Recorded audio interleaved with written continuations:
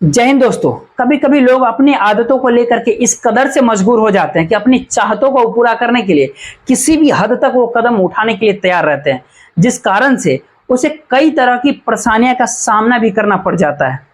और जब तक वो अपने होश में आता है तब तक काफी देर हो जाती है। आज की कहानी में बिल्कुल ऐसा ही होता है, जिसके कारण एक व्यक्ति हमेशा के लिए जेल में चला जाता है, सलाखों के पीछे पहुंच जाता है। नमस्कार, मेरा नाम जितेंद्र कुमार है। आप देख रहे हैं स्टडी सफर तक। आज की जो सच्ची घटना मैं आपको सुनाने वाला हूं, दरअसल यह घटना है महाराष्ट्र प्रदेश का। महाराष्ट्र का एक जिला पड़ता है थाने, और इसी थाने का एक थाना पड़ता है मानपाड़ा। मानपाड़ा थाने के अंतर्गत एक कॉलोनी आता है डोंबिवली, और इसी डोंबिवली कॉलोनी का रहने वाला किशोर सिंगल, किशोर जिसकी उम्र है लगभग 37-38 साल के आसपास। किशोर की पत्नी का नाम सुप्रिया सिन्हा, सुप्रिया जिसकी उम्र है 34 वर्ष के आसपास।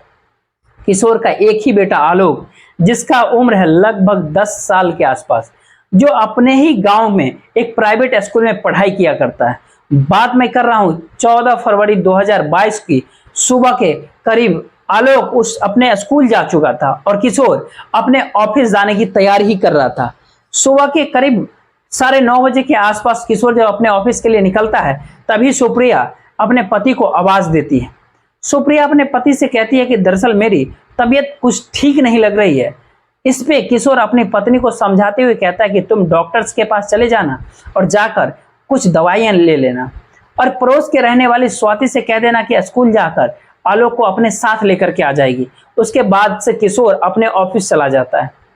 लेकिन जैसे ही शाम का 4 बजता है, किशोर की पड़ोस के रहने वाली स्वाति किशोर शिंदे के नंबर पे फोन करती है और कहती है कि सुप्रिया कहाँ है, क्योंकि आलोक को मैं स्कूल से लेकर के आ चुकी हूँ। लेकिन जब मैं लेकर के घर पे गई तो देखा कि घर के बाहर दरवाजा पे ताला लगा हुआ था। जब मैंने सुप्रिया के नंबर पे कॉल किया तो उसका नंबर भी स्विच ऑफ बता रहा है। स्वाति जैसे इस तरह की बात किशोर से कहती है तो किशोर स्वाति से कहता है कि सुप्रिया की तबीयत खराब थी, हो सकता है कि वो किसी डॉक्टर्स के पास गई हो, मैं अभी उसके नंबर पे कॉल करता हूं। इतनी सी बात कह करके किशोर फोन कट कर देता है और फिर अपनी पत्नी सुप्रिया के नंबर पे फोन करता है। पर किशोर जब अपनी पत्नी के नंबर पे फोन करता है तो सुप्रिया का नंबर स्विच ऑफ बताता है। इसमें किशोर को बहुत अजीब सा लगता है कि अगर सुप्रिया जब भी घर से बाहर निकलती थी तो घर का चाबी पड़ोसियों को दे करके जाती थी। लगभग 2 घंटे का और समय बीत जाता है। किशोर फोन लगातार कर ही रहा था, लेकिन हर बार ही उसे स्विच ऑफ सुप्रिया का नंबर बताता है। तब जाकर के जिससे वो किशोर काफी उसके बाद परेशान हो उठता है, और शाम के समय वो आनंद फानंद में अपने काम को खत्म करके करीब 7 बजे के आसपास अपने घर पे वो आ जाता है। किशोर जब अपने घर पे पहुंचता है तो देखता है कि उस वक्त भी उसके घर पे ताला ही लगा हुआ था। दरअसल किशोर के पास भी एक चाबी था। किशोर उस चाबी से अपना घर के दरवाजा को खोलता है और फिर घर के अंदर एंट्री करता है। किशोर जब घर के अंदर एंट्री करता है तो उसका साथ में पड़ोस के रहने वाली सुप्रिया और उसका बेटा आलोक भी था साथ में। ये तीनों जब घर के अंदर घुसते हैं, ये तीनों जाकर के घर के हर कमरे में सुप्रिया का तलाश करते हैं, लेकिन सुप्रिया का कहीं कुछ पता नहीं चलता है। जब सुप्रिया का कहीं कुछ अता पता नहीं चलता तो आखिरकार किशोर अपने जानने वाले तमाम लोगों के नंबर पर कॉल करता है और फिर सुप्रिया के बारे में पता करता है, पूछताछ करता है। लेकिन हर जगह से सिर्फ एक ही जवाब था कि हम लोग सुप्रिया के बारे में कुछ भी नहीं जानते हैं। जब रात्रि का 8-9 बज रहा था तो सुप्रिया का कहीं कुछ पता नहीं चलता है। आखिरकार किशोर अपने ही पड़ोस का रहने वाला एक व्यक्ति को लेकर के नजदीकी पुलिस स्टेशन जाता है और अपनी पत्नी का गुमशुदगी का रिपोर्ट दर्ज करा देता है। पुलिस जब गुमशुदगी का रिपोर्ट दर्ज करती है, उसके बाद से पुलिस भी सुप्रिया की तलाश करना शुरू कर देती है। इधर किशोर अपनी पत्नी का गुमशुदगी का रिपोर्ट दर्ज कराने के बाद अपने घर पे आ जाता है। लेकिन किशोर जब अपने घर पे पहुंचता है तो देखता है कि बरामदे में जो उसका सोफा पड़ा हुआ था, वो सोफा दीवार में जाकर के टच किया हुआ था, जबकि वो सोफा दीवार से थोड़ी दूरी पे रहता था। क्योंकि सोफा जब भी दीवार में टच करता था, इस बात को लेकर सुप्रिया काफी गुस्से हो जाती थी। सुप्रिया अपने पति से कहती थी कि अगर सोफा दीवार में टच करेगा तो दीवार में निशान आ जाएगा। इसीलिए किशोर अब उस सोफे को दीवार से अलग करता है। पर किशोर जब उस सोफे को खींचता है, वो सोफा उसे खींचा ही नहीं जाता। दरअसल सोफा काफी भारी था, जिसे लेकर के अब किशोर को अंदर थोड़ा सा शंका हो जाता है।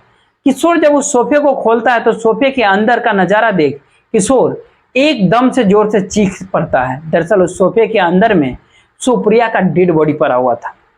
जैसे अपने पत्नी को मृत अवस्था में देखता है किशोर चीख चीख करके वो रोने लगता है। किशोर की चीख पुकार सुन करके आस पड़ोस के लोग रहने वाले भी इकट्ठा हो जाते हैं। इस बात की जानकारी पुलिस को भी दे दिया जाता है। जो पुलिस सुप्रिया को इधर उधर तलाश कर रही थी, पुलिस को जैसे ही पता चलता है कि सुप्रिया की डेड बॉडी जो उसी के घर में बरामद हुआ है, पुलिस अपने टीम के साथ सुप्रिया के घर पे पहुंच जाती है। पुलिस सबसे पहले सुप्रिया की डेड बॉडी को चेक करती है तो पता चलता है कि उसके गले पे एक प्लास्टिक की रस्सी लगी हुई है। उसके गले पे हल्का सा निशान भी दिखाई दे रहा था। दरअसल सुप्रिया का कपड़ा भी जहां तहां बुरी तरीके से फट चुका था। पुलिस सबसे पहले सुप्रिया की डेड बॉडी को अपने कब्जे में ले लेती है और फिर उसे पोस्टमार्टम के लिए जिला भेज देती है और फिर किशोर के ही बयान पे धारा 302 के तहत अज्ञात अपराधियों के विरोध में मुकदमा दर्ज कर लेती है और फिर इस केस की छानबीन करना शुरू करती है। जब पुलिस इस केस की छानबीन करने के लिए सबसे पहले सुप्रिया के घर की तलाशी लेती है। पुलिस जब अपने तमाम कोशिश कर लेती है लेकिन उस घर में कोई भी ऐसा सबूत नहीं मिलता है जिससे पुलिस को अपराधी तक पहुंचने में मदद मिल सके। पुलिस भी अब सोच में पड़ जाती है कि आखिरकार सुप्रिया के घर के अंदर ही उसकी हत्या किसने किया होगा।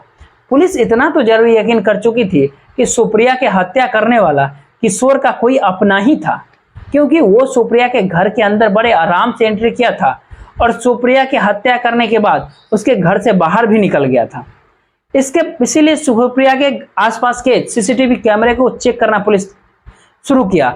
जब सीसीटीवी कैमरा को चेक कर ही रहा था पुलिस, तभी किशोर को अपने घर के बरामदे में एक जोड़ी चप्पल भी दिखाई देता है। किशोर इस चप्पल के बारे में पुलिस को बताता है। किशोर पुलिस वालों से कहता है कि साहब ये चप्पल हमारे घर पे किसी भी सदस्य का नहीं है। पुलिस कोई भी मौका नहीं गंवाना चाहती थी। पुलिस अब इस चप्पल के बारे में आस पड़ोस के लोगों से पूछताछ करती है। चप्पल को लेकर के आस पड़ोस के लोगों को भी दिखाती है तो अभी पड़ोस का रहने वाला एक व्यक्ति को उस चप्पल को देख करके पहचान जाता है और पड़ोसी पुलिस वालों से कहता है कि हाँ साहब ये चप्पल हमारे पड़ोस के रहने वाला विशाल का है। विशाल जिसका उम्र है लगभग 27 साल के आसपास। ये विशाल कोई और नहीं है बल्कि किशोर जब अपनी पत्नी को गुमशुदगी का रिपोर्ट दर्ज कराने थाने गया था तो विशाल को ही अपने साथ में लेकर के गया था। पड़ोसी जैसे इस तरह की बातें पुलिस वालों से कहता है, पुलिस पड़ोसी की ही तहरीर पे विशाल को अपने कस्टडी में ले लेती है और फिर विशाल से सुप्रिया की हत्या के बारे में पूछताछ करना शुरू करती है। विशाल पुलिस वालों को एक ही जवाब देता है कि साहब आप कैसी बातें कर रहे हैं, मैं भला सुप्रिया की हत्या क्यों करूंगा, क्योंकि मैं ही किशोर के साथ में सुप्रिया का गुमशुदगी का रिपोर्ट दर्ज कराने के लिए थाने में भी आया था।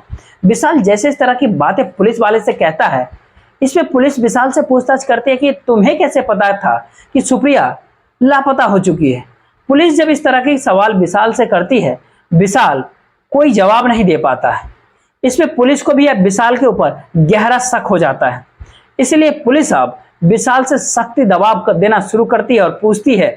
जब पुलिस जैसे ही अपने दबाव देती है वैसे ही आखिरकार विशाल भी अब मजबूर होकर के अपनी पूरी सच्चाई को कबूल कर लेता है। पर विशाल जब इस हत्या की पूरी कहानी को बयां करता है तो वाकई इसमें सुनने के बाद कहीं ना कहीं इंसानियत भी शर्मसार हो जाती है। हर कोई दांतों चला उंगली चपाता है। विशाल जो मारवाड़ी थाने के अंतर्गत रहने वाला था, विशाल का पूरा परिवार भी है, लेकिन विशाल एक रोजगार के तलाश में डोंबिवली में आता है और यहीं पे एक किराए का कमरे लेकर के एक प्राइवेट कंपनी में नौकरी करने लगता है। लेकिन विशाल के अंदर एक बहुत बड़ी बुरी आदत थी।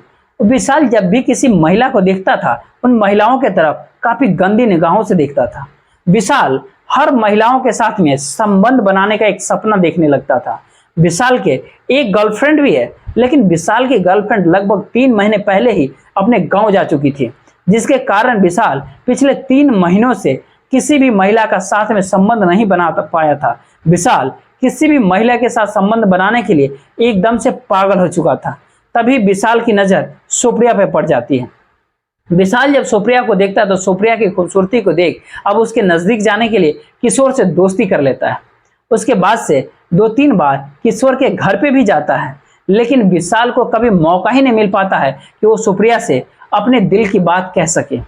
आखिरकार जब मौके का तलाश करना शुरू करता है, एक दिन विशाल को मौका मिल ही जाता है। दरअसल सुप्रिया को भी मैगजीन पढ़ने की बहुत आदत थी, लेकिन सुप्रिया जब एक दिन दुकान में मैगजीन खरीदने के लिए जाती है तो वहीं पर विशाल से मुलाकात हो जाती है। सुप्रिया जब अपनी मनपसंद मैगजीन दुकानदार से मांगती है, मैगजीन दुकान में अवेलेबल नहीं था।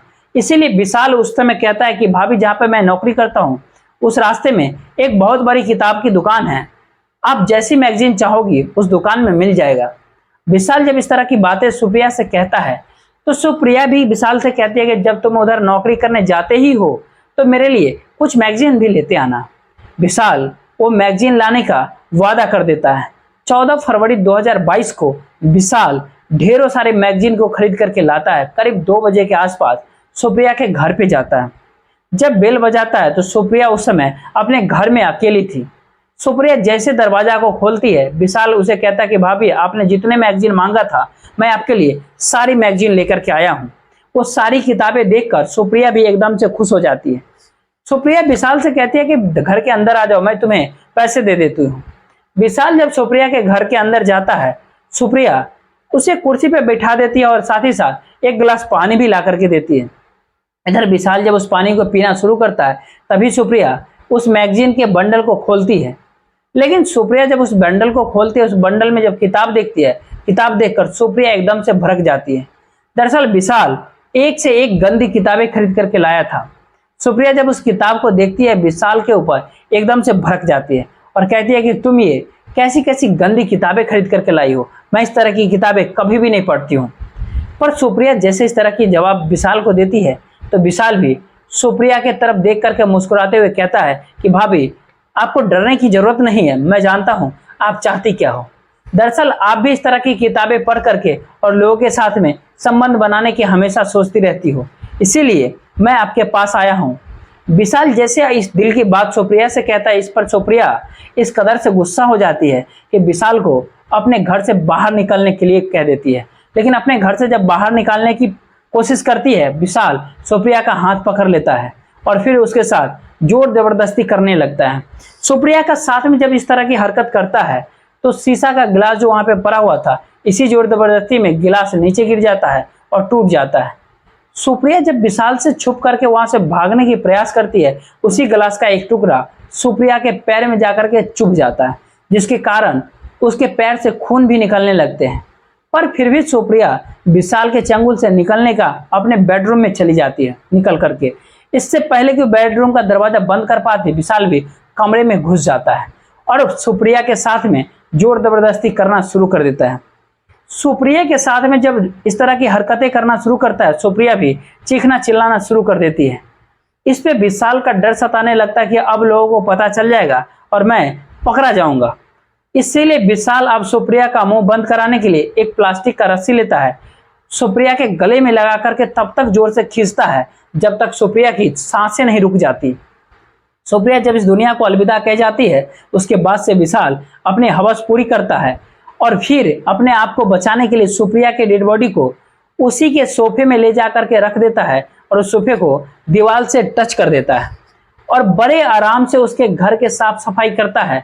और फिर वो लगभग 3 बजे के आसपास उसके घर से बाहर निकलता है, एक किचन में से चाबी लेकर के बाहर आता है और बाहर घर के दरवाजे पे ताला लगा देता है और अपने घर चला जाता है वापस। वाकई विशाल जब पूरी कहानी बताता है पुलिस वाले को तो पुलिस विशाल के ही कहने पे उसको अपने कस्टडी में लेकर के पहले जिला अदालत में पेश कर देती है, उसके बाद वहां से जेल भेज देती है। दोस्तों, पूरी घटना के बारे में आपकी क्या राय है, आप जरूर कमेंट करके बताइएगा। तब तक